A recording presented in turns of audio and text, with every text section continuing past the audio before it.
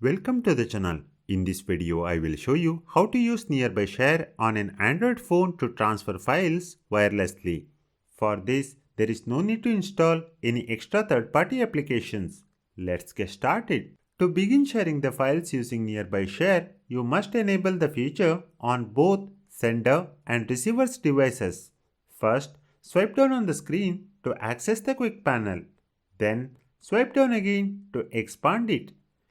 Next, search for Nearby Share and tap on it. This will bring you to a page where you can toggle on the device visibility options.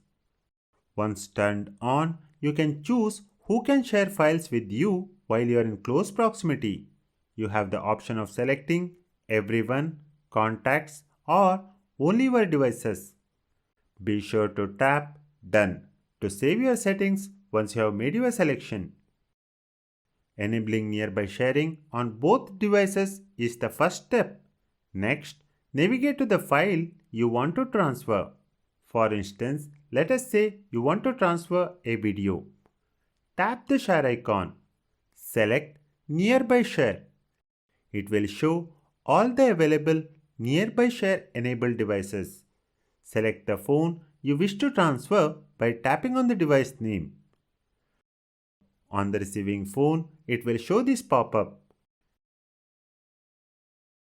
It will transfer the file using Wi-Fi Direct. Once finished, you can open it right from here or from the Files Manager.